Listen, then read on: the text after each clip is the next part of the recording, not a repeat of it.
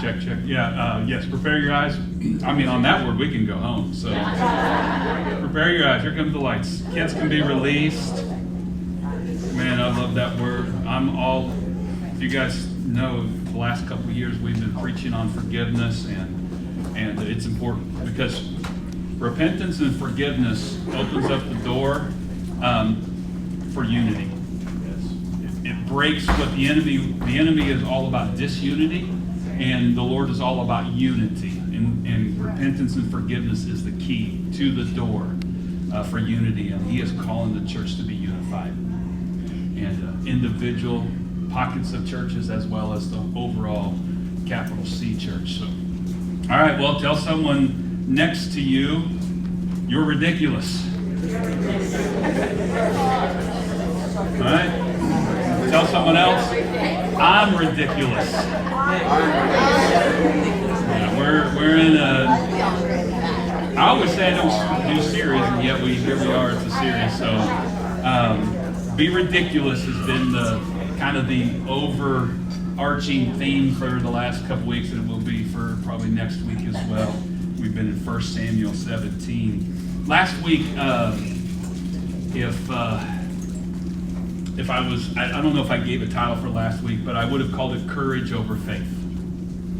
Courage over faith. You know, we're in 1 Samuel. I'm talking about David and just this ridiculousness. You know, last week I was talking about this ridiculous instructions that we get from God. If you all throughout the Bible, you see ridiculous instructions from God. And ridiculousness is always connected to the miraculous when it comes to the Lord moving. And so I want to, feel like we're moving into this season of, and with that, ridiculous. And sometimes when you're like, man, I feel like the Lord's telling me to do this, and people will say, that's ridiculous. And I think that what happens when we hear those words, you begin to get this fear.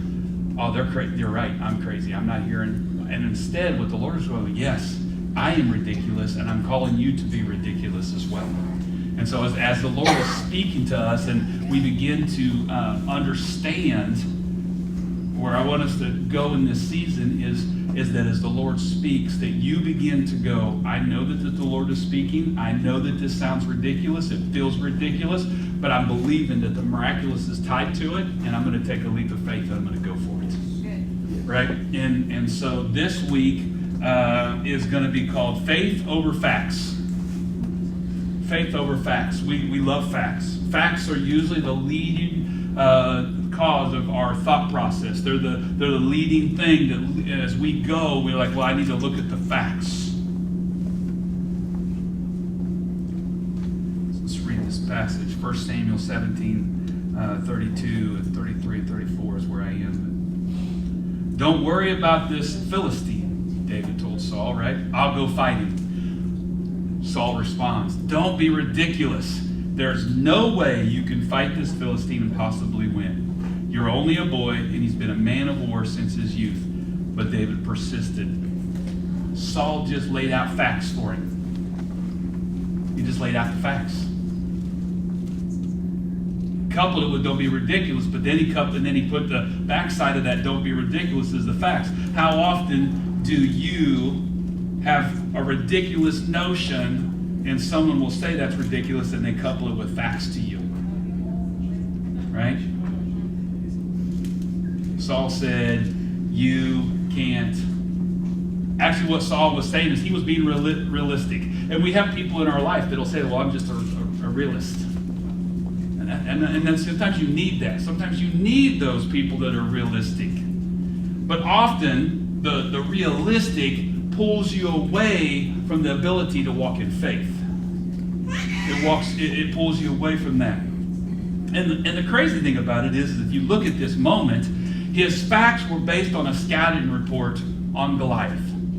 Because as the king, he would have known all of the facts about what made Goliath so strong. Right? David, 17, 5'5". Goliath, a man of war, over 9 feet tall. Facts. You can't. We can see it. We can see what's in front. And you all know, I don't know, I should say it that way. I would know that if I was standing there, I'd be like, Saul's right. Because we've been in moments where someone says something and they're like, they're right. And a lot of times, there are going to be people around us who have the facts and they're right. They're 100% right. So how do we take that ability to move from the facts into faith? And a lot of it has to do with what we're seeing, because in this moment, right, Saul the facts to him are hand-to-hand combat. No way. David, there's no way he's going to get hand-to-hand. Sword to sword, no way. It's not going to happen. Why? Sword is over 7 feet long. At best, David's reach of a hand to even throw a punch was 2.5 to 3 feet. Right? So 7, he wasn't even going to get close. All Goliath had to do was take a swing of the sword. So they're taking these facts. Big long sword. Super tall. You're a boy. You've never fought. You've been with the sheep for so long. You've been with the sheep forever. Like, you know how to deal sheep, but you don't know how to fight. Right? Saul said, you can't do this. You can't do this. And there's going to be times, as we move forward, people are going to look at you and say, you can't do this. You can't do it. And I think it's okay for you to say, you know what? They're right in their mind. But I know what I hear the Lord say. Because you could look at someone and go, you're wrong. But the reality is there's some element of truth in what they're saying. But what they're seeing is what is the flesh part of it, the natural part of it. Here's the difference. Faith sees another way. Faith sees possibilities.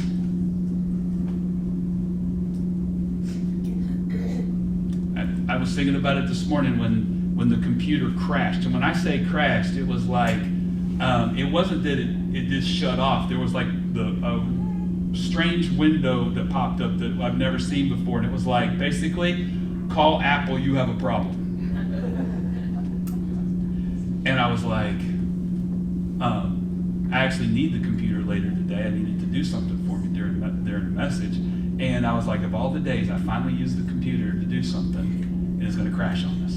See, I have been working with you guys. I don't know, we have been talking about that when we're doing worship, that we're not going to rely on the words on the screen. We're going to rely on our hearts to worship and connect with the Lord. Right? That we all have the ability as individuals, that just because those words are not up there, that we can sing to the Lord, that we can talk to the Lord, that we can love on the Lord, that we can connect to the Lord. And that's something that we've been really working on and focusing on that. I know that for sometimes when there's someone new and there's no words on the screen and people are doing different things, what do I do? And as a body, I want us to get into that mode of where we can worship in any situation. It doesn't matter what song's being played. It doesn't matter if you've ever heard it before, but that you have the heart to choose to worship. Sorry. So this morning I'm like, well, we've been practicing that. We've been really good at that. I think our people are really going that route. But I have a visual that I need to use, and now what am I going to do?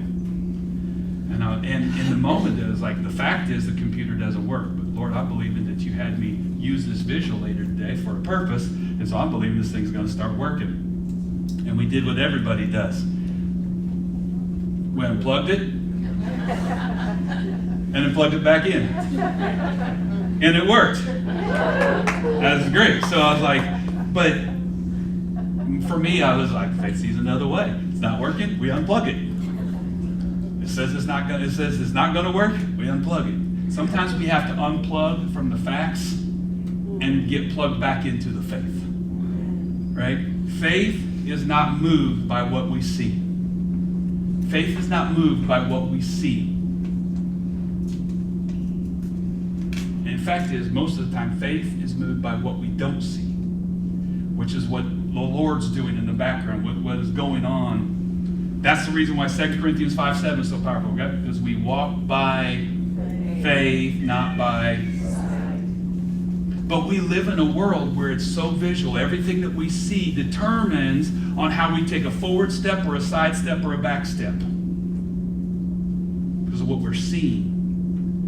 And I know that we're coming into a season, well, we've been in a season for a long time, and I think as a church we have failed to do it, is that we're coming into a season where faith catapults us to continually to walk forward, as the Lord says, walk forward. And that faith actually says, now step to the side, and you step to the side. And then when there's faith that says, step to the back. That as we begin to follow the faith, we follow what the Lord is doing, He then puts the steps. It's not by what we see, but it's by what we're told, what we're hearing. And that is actually how it guides our steps, missing the landmines. The thing about walking by faith and not by sight, the thing about faith over facts is that facts will always bring an excuse or a justification. Right? It'll always bring an excuse and a justification on what not to do. Let me read it this way. On to not do what you want to do. To not do what God is calling you to do. And to not do what you know you need to do. There are always going to be these moments where an excuse or a justification will rise to the top because the facts will overwhelm your faith. And you're like, I want to do this, but because of this, I can't.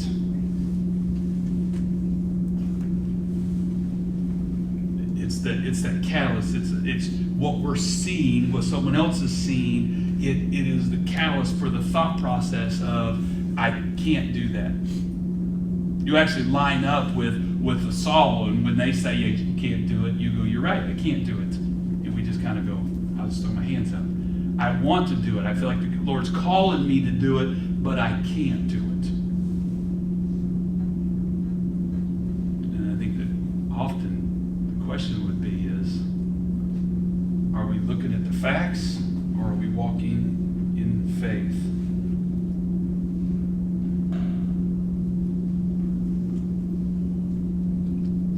Ecclesiastes 11:4-5.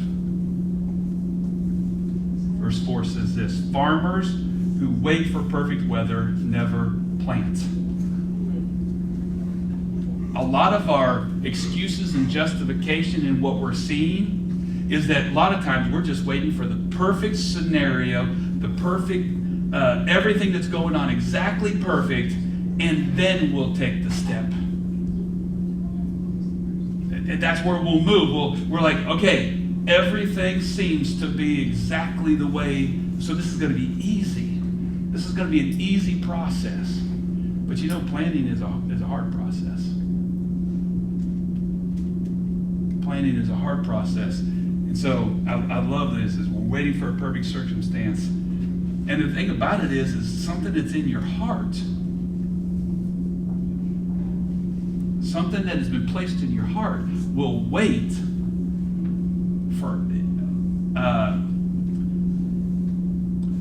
like what Doug did today, all right? So I feel like I have a word for someone. How many times have you had something come into your heart, you feel like you're supposed to say something, but you're like, well, I'm kind of waiting for all of the like little signs, like they're going to say something to me that will let me know that I was actually feeling the right thing, and I'm going to go, oh, you know what? Well, since you said that, the Lord told me this. Right? So you waited for some facts to line up to line up with what the Lord had already been telling you. But the flip on that is that the power is when you operate in the faith and you share with them and they go, that's exactly what I was feeling. It's exactly what I needed to hear today. And it moves them from the facts of what I'm feeling or what I'm experiencing or what I'm going through actually are less than the faith that I need to have to get through it or to go through it or to begin to move forward. So we're waiting for a perfect weather to live the life you want. And when I say it that way, the life you want, how many, I'm not going to ask a question. I'm not going to ask a question. I'm going to say it this way. As a follower of Christ, we all desire to have this incredible life of faith and to be used by God in powerful ways. And some of you are like, no, I'm just trying to get through the day. I promise you, part of getting through the day is knowing that you're walking in power and authority with the Lord. Yeah. Even as simple as that. there is this desire to live this life. I want a life where I know that I see the Lord moving in powerful ways. I want to live a life that when I feel like the Lord speaks, I have enough boldness and enough faith inside of me to be courageous and take a bold step of faith. Like, that's the life I want. I want to be bold in these things. I want to blaze a trail in what God's calling me to do. Right? But there's these things that hinder me and hold me back. And a lot of times it's this waiting for the perfect weather, these perfect circumstances. But the thing about it is, if you want to live that life, if you want that for your life, God is going to say to you, it's not in the comfort zone. You actually can't walk into your calling if you hang out in the comfort zone. That's good. Like, that's what God's calling. God is calling all of us into our calling, into our fullness. And most of the time, we're like, if I could just hang back here in the comfort zone and it'd be safe every now and then, or most of the time, I'll take a little step, but I need it to be safe most of the time. And the Lord's like, it doesn't work that way. It doesn't work that way. Like, I'm calling you out of the comfort zone because I need you to know that there are some times that facts are going to look like the reality, but I'm doing something behind the scenes, and I need you to operate in faith. Faith is where the power releases the Lord to move in.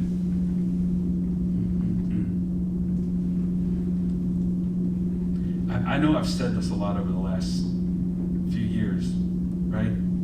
Calling and comfort, they don't coexist. It's not always comfortable. It's not always comfortable. But calling is what the Lord is calling it. The church, he's saying to the church, I want you to rise to the calling. I need all of you to rise to your calling. And when we do that, that's when the Lord begins to see the power begins to release.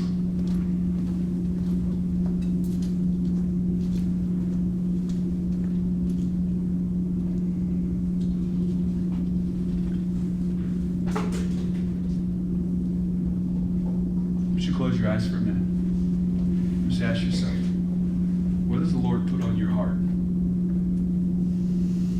What are some things that he has talked to you about in the past that you've kind of put on the back burner? What are some moments where you felt the leading of the Lord, but because it wasn't perfect weather, wasn't perfect scenario, wasn't perfect situation, you said, you pumped the brakes. You said no. If you have a moment that you can recall, I want you to repent for that. I want you to be released from that. I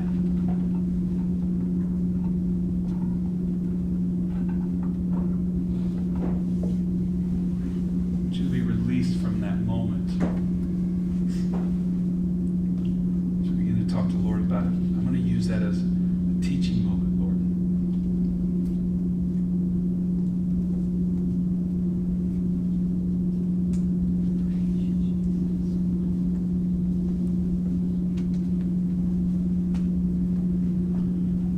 So as I'm saying this, there are these moments whereas we're feeling led by the Lord, and maybe we don't take these steps, or we don't do exactly. It's that mindset of I'm waiting for the perfect weather, I'm waiting for the perfect scenario, I'm waiting for all the things to line up so that I can take this step of faith, and then we begin to question ourselves. Did I really hear from the Lord? Was that really the Lord speaking? Was it really the Lord?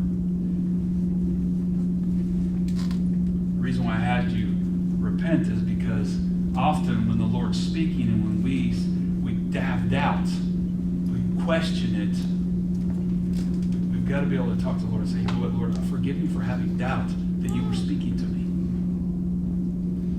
I want to know your voice so strongly that when you speak, I don't have to do mental gymnastics and question whether or not it was you. Yes. I will preach over here.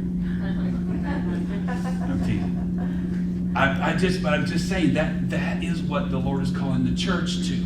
that where we walk in this thing where it's like everything doesn't have to line up perfectly because my heart knows that it's the Lord speaking.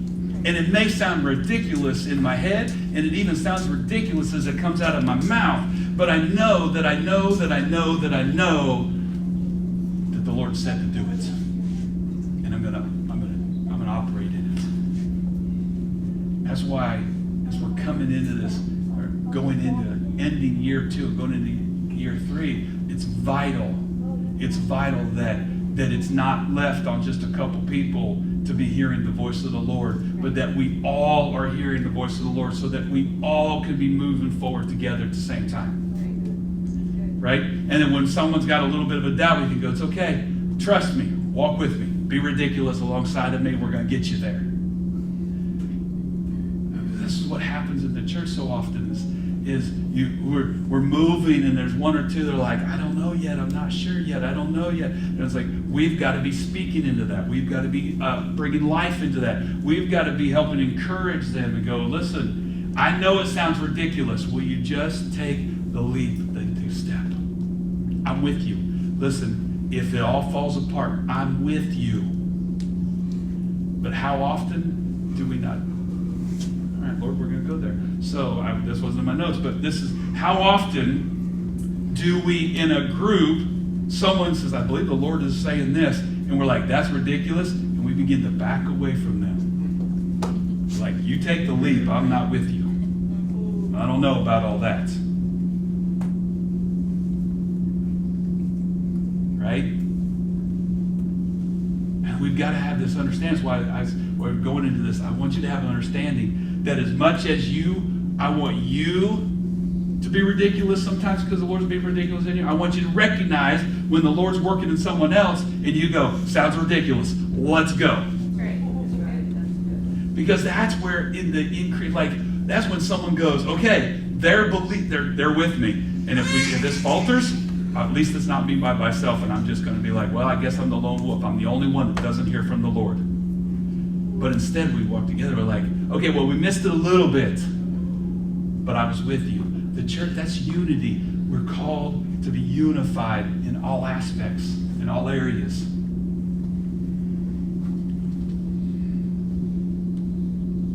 What God has placed in your heart is not subject to a perfect scenario. Sometimes you just got to make the move. Sometimes you just have to make the move.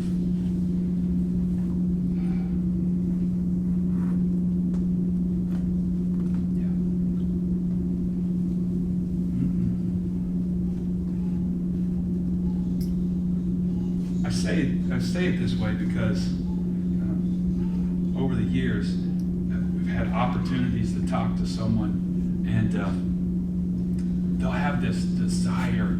They'll have this like a business desire. They're like, man, I feel like the Lord is saying this is a business that I'm supposed to start. And it'll be like 15 years later, and they're like, well, I'm just still waiting for all of the stars to align and all of the things to be perfect.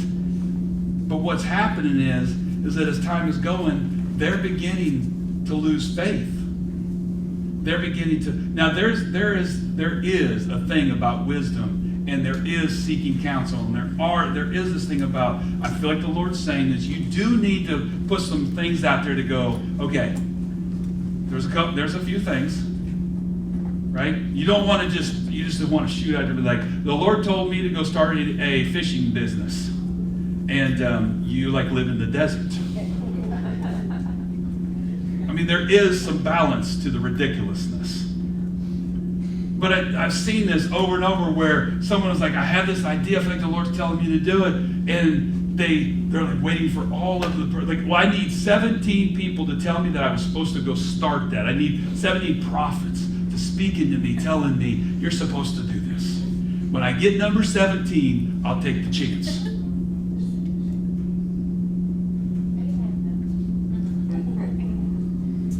Right? Exactly. That there's these things that go on in our life, right? And they see the discomfort of the calling. The discomfort of the calling allows them to go, excuse, justification, and I won't do it. And it's not just business. Oh boy, I'm stepping on some toes. So, I see this with adults and dating and marriage.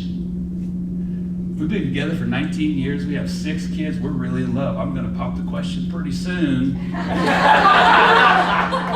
just saving for a ring. 2030 is my year, man. And I'm like, and I don't know how many times when someone's talking to me about this, and I'm like, dude, quit saving for the ring. Just get married. Like, just do the right thing. Get married.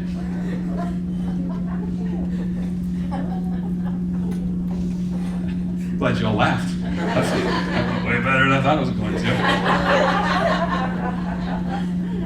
But I've seen that over, and I say it that way jokingly, but I think that as culture, we've become afraid to actually say that to someone. We'll actually encourage it. Yeah, I understand. You got to test the waters for a while. Quit testing the waters, man. Just get married, go. But we see that in the church all the time, right? You know what? Serving. Let's talk about serving. I'll serve when I get less busy. You're not going to get less busy. You're just not, right? Serving. How about tithing? I'll start tithing when I make more money. You won't, because the tithing gets bigger. That's right. And if you don't have a heart to do it with the little, Yep. you won't have the heart to do it with much. That's good. Appreciate that. It takes faith. I wrote down, it takes faith and wisdom to live on the 90%. And sometimes the facts are it's hard to live on the 90%. But the blessing is in being obedient to what the Lord calls you to do. I hope I'm not stepping on anybody's toes, but you can talk to the Lord about that. So, waiting on perfect weather, it's not going to happen. Let's continue on in this passage. If they watch every cloud, they never harvest. Just as you cannot understand the path of the wind or the mystery of a tiny baby growing in its mother's womb, so you cannot understand the activity of God who does all things. Weather is always moving, right? It's always shifting and changing. And a lot of times we get in this path of where we're like, I need everything to always be the same every single day so that I feel comfortable, and then I'm going to take a little risk every now and then. And the Lord's always moving. And it always feels a little bit different. And when we need perfect scenario and perfect weather, we won't do anything. And we will just exist, and we're just going to always be waiting on the Lord to move. And the Lord is like, listen, I'm in the wind. I'm always moving. I'm already always moving. Come with me. Move with me. I know it feels like it's raining right now. I get it. I know it's snowing. Right? It's overwhelming. It just feels like the snowstorm of life has hit you, and everything possible, a scenario that could go wrong, feels like, but listen, I promise you, I have something on the other side of it. I'm walking with you through the snowstorm. I'm only saying it because I'm believing it's snow pretty soon. We live in an area that gets snow. When I was a kid, we had a lot of snow. I want more snow. I want snow this year. So. You guys you can be upset with me, that's okay. We like snow running around here. We chose to live in a state that has snow. I want snow. But I say it that way because weather is always moving. God is always moving. Faith is over facts and faith over feelings. I'm just not feeling it today. Lord's doing something in the background. He's got something going on. You're kind of feeling this unction. It's not all perfect. It's just not there. You're like, you know, Lord, I'm just not really feeling it today. I'm kind of tired. And I think that there are moments when you're tired and you do need to rest. Yes. And I think that a lot of times we take the excuse of being tired a little too far. We take it a little too, we take liberties with it for a little too long. To the point of like the Lord will be like, man, listen, if you don't want to take steps of faith, I'll find someone who will. I'll find someone that is willing to do it, because I am giving you Gilgal moments. You can rest. I know you're worn from the battle, but I've got something on the other side for you to go to. We make excuses for a lot of things. Faith over facts, faith over feelings, right? A sword, a hand-to-hand combat, no way. But a slingshot, yes way.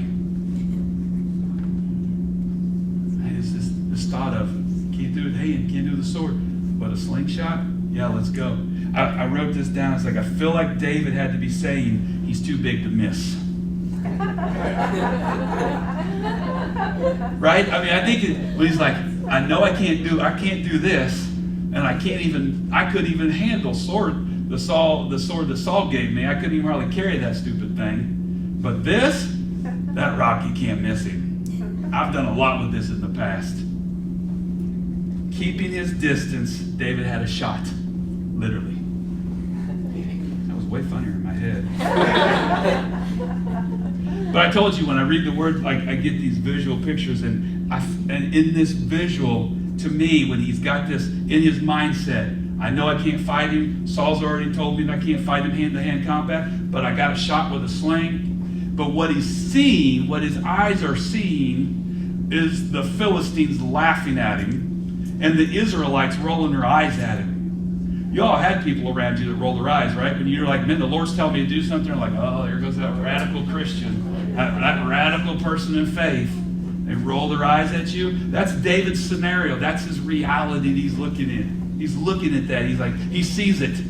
They're all, they were probably like belly laughing at him. Look at this kid coming to us.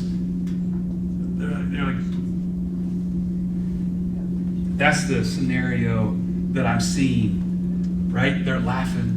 You got one side laughing. You got the other side rolling their eyes. Until the stone hit the forehead and they saw the legs get a little wobbly. And then they began to change their thoughts. And they began to change. The scenario changed very quickly.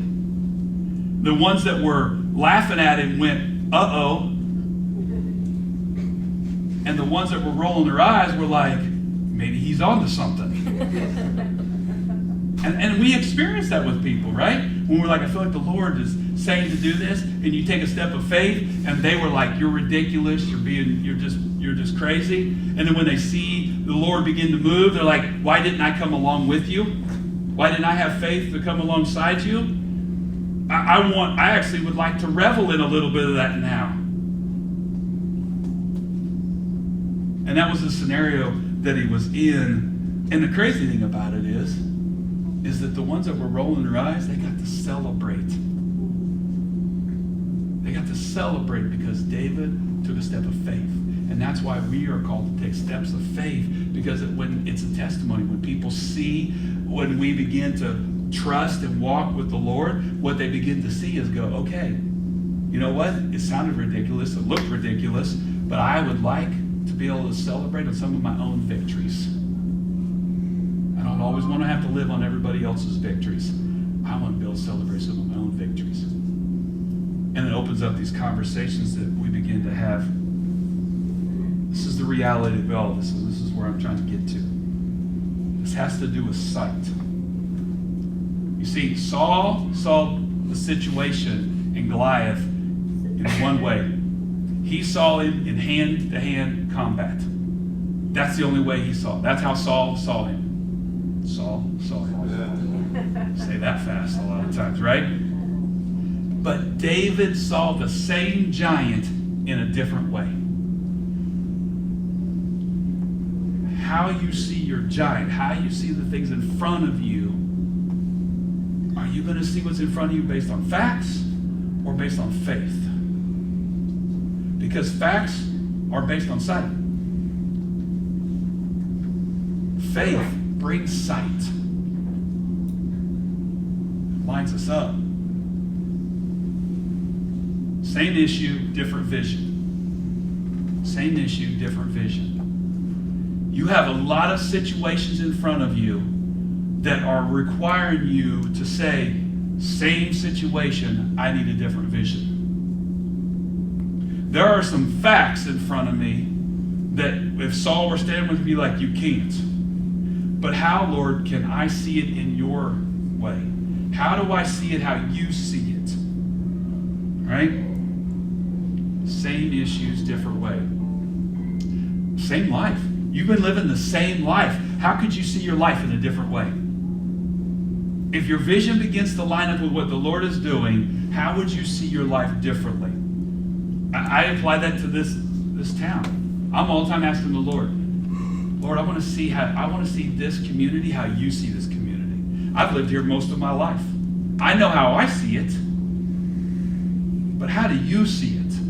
And how do I begin to walk in the faith to carry out the things you're calling us to do when I see it how you see it? Let's take it a little more. How about your boss? Same boss, different way. Co-workers, right? Career, plans.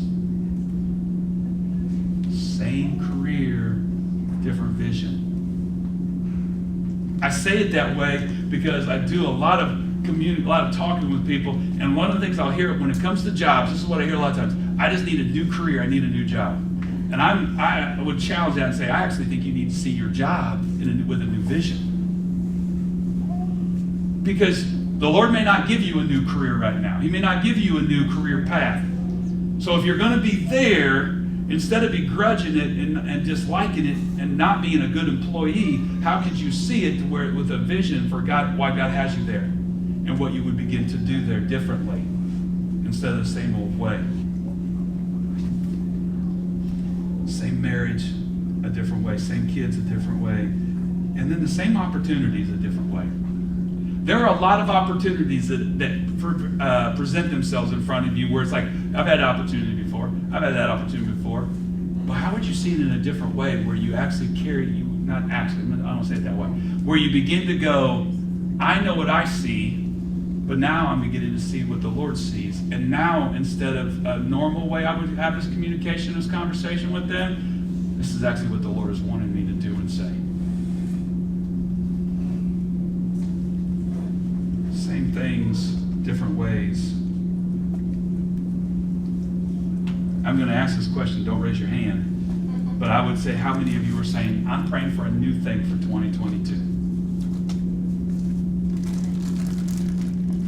This is what we do, right? Where we go like, and I need a new thing, Lord. I need a fresh. And I would challenge you that the Lord, if you went into 2022 and said, Lord, I need a new vision for 2022. I don't necessarily need a new thing. I need a new vision for what you have me doing right now. Because we're always looking for something new. In fact, that's what happens most of the time is like when we're in this scenario and God has us, He's like, I want to use you in this situation. You're like, yeah, but it's uncomfortable. I want a new comfortable. And He's like, I'm not moving you to a new comfortable. I'm moving you into calling. So I need you to catch my vision for what your calling is.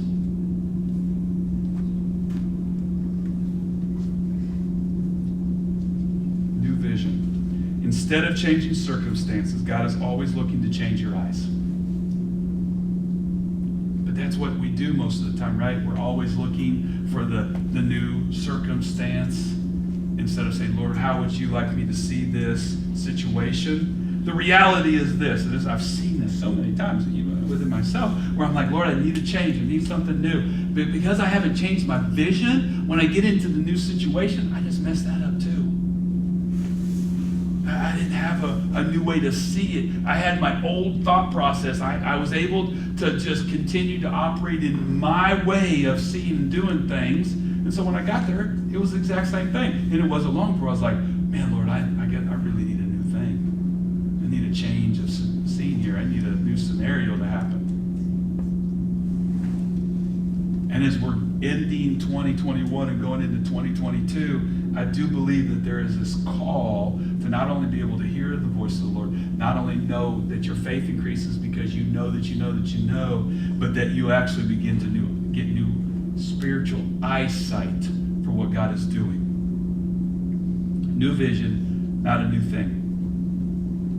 There's a passage, Elisha was in a scenario and his servant Gehazi was overwhelmed by the facts of what he saw.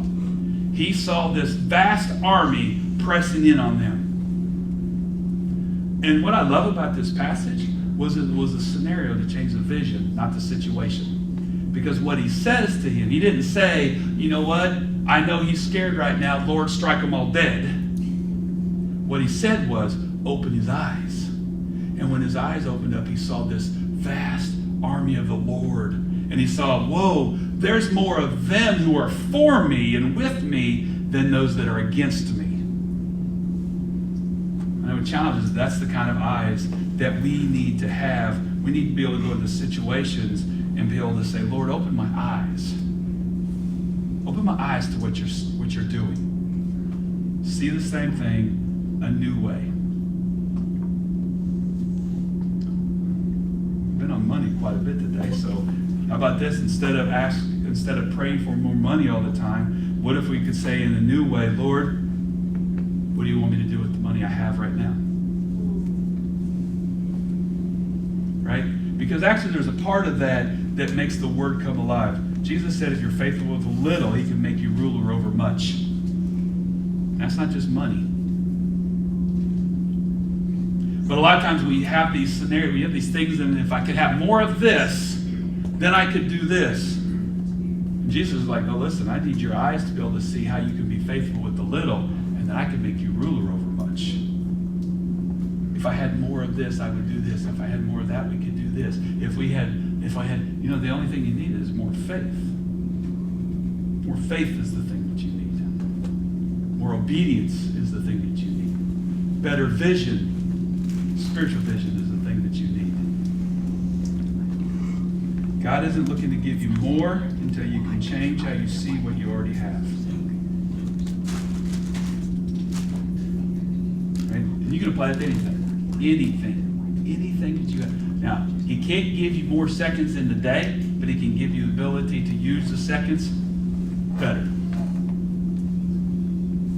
Time management. He can't give you more time, but he can give you better skills on time management. Saul saw it one way, but David saw it differently.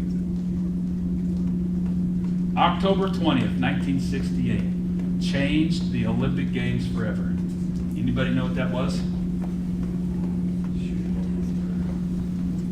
That happened. 68. 72. Okay, 72. 68. Has anybody ever heard of the Fosbury Flop? Yes. It changed the Olympic Games forever. I'm going to check out this video.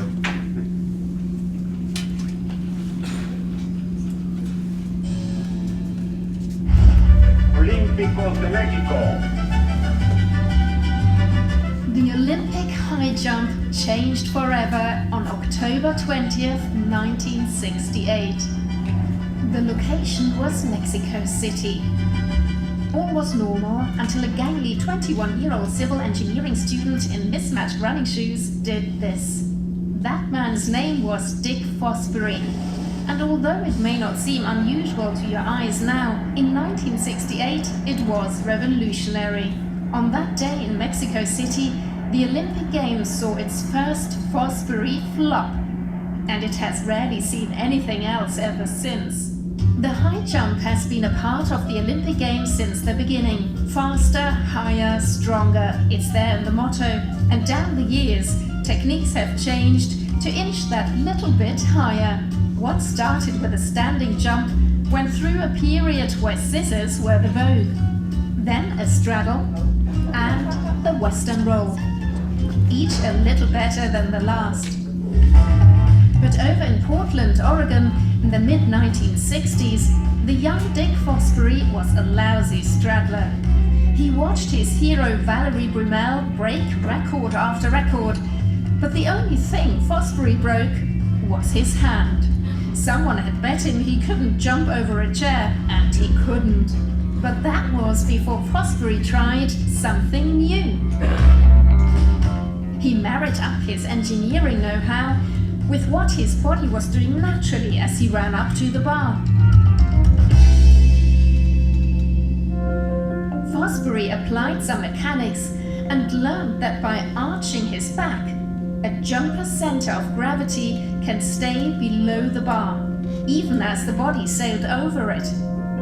If they get into that perfect arch, it's a mechanical advantage to use that technique. Jumpers before took off from the foot nearest the bar and span in the air to kick their other leg over first. But Fosbury changed the run-up and flipped the technique. Sawdust replaced sand, then foam appeared for the jumpers to land on.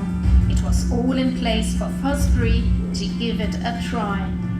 Out there in Mexico City, Fosbury was already not like the other guys. He didn't like to practice. He was a loner. He missed the opening ceremony to drive out to see the pyramids, watching the sunset and sleeping in a van. And his skills were as much in his head as in his legs. Fosbury psyched himself up for each jump, winning the 80,000 crowd onto his side and getting them to will him over the bar. When the newspapers first saw Fosbury jump before the games, they said he was like a two-legged camel. They dismissed him as a curiosity, but this camel went through the start of the competition without knocking the bar off once. There were only 3 men left at 2 meters 20 centimeters. All were guaranteed at least a bronze. Ed Carruthers, United States, and Valentin Gavrilov, Soviet Union, both joined Fosbury over 2 meters 20, but Gavrilov couldn't get over 2 meters 22. Carruthers couldn't get over 2 meters 24, but Fosbury, like a champion, dug deep. His leap over the bar at 2 meters 24 centimeters set a new Olympic record and won him a gold medal. Fosbury never came back to the Olympics as an athlete after that day in Mexico City, but his name sure did. He said, "I think quite a few kids will begin trying it my way now." The Fosbury flop is now the only way to fly.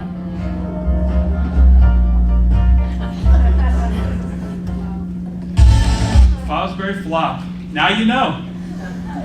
I wanted to share that because he wasn't the most athletic, right? He didn't have the best genetics, but he saw a situation that had been done for years and years and years, and he saw it a little bit different.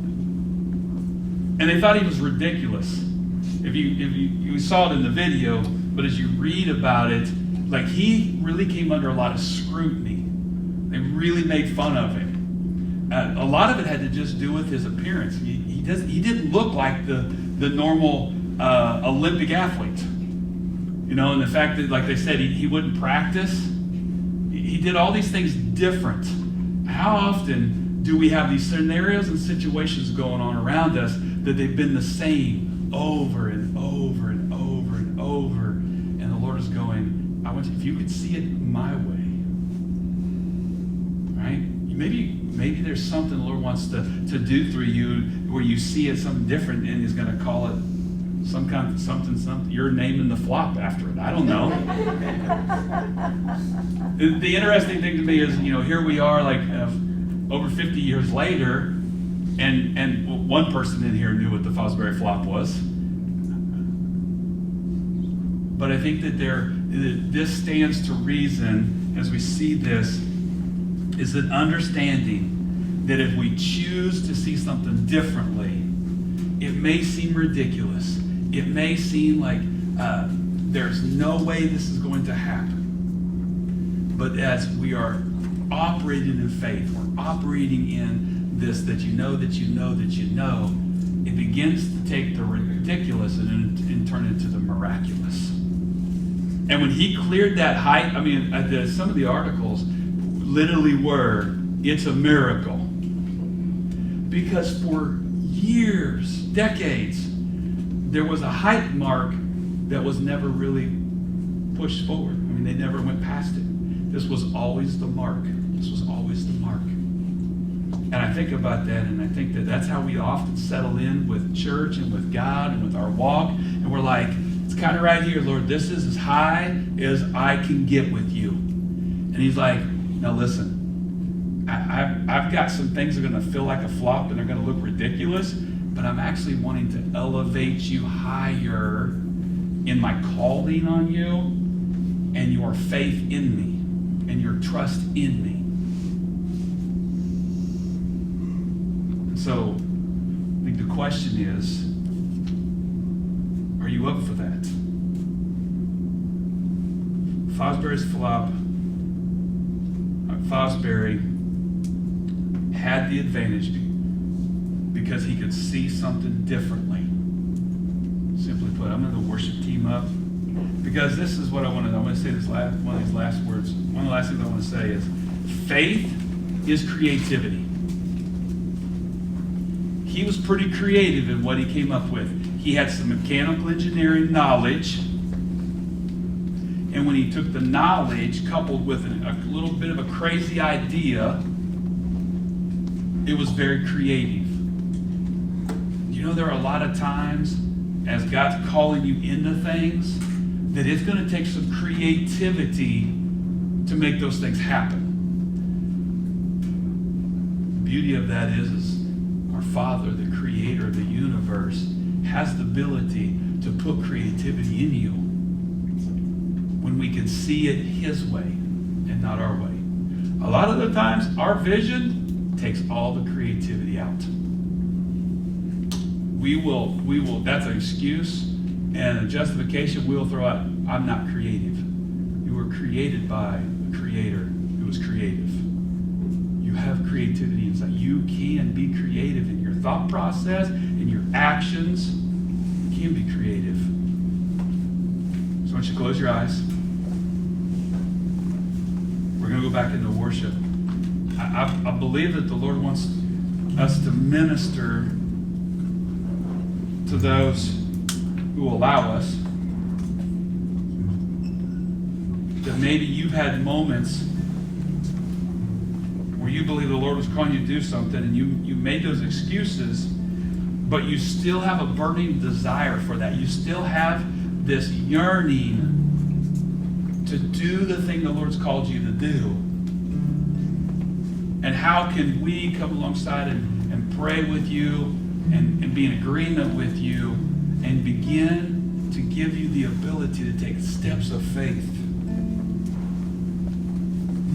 I believe for some of you, you have situations and circumstances in your life right now that we need to be in agreement with you, that you would begin to see those in new ways. You would see those in absolute new ways.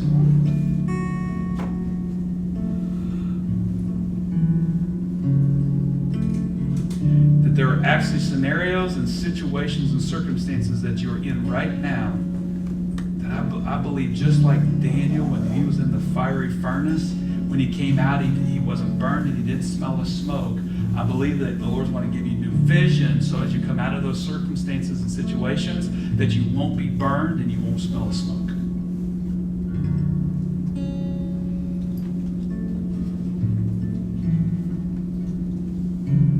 And perhaps maybe you're like, and Lord, if we could just get through 2021, and if I could get to 2022, it's all going to be different. It's all going to be better.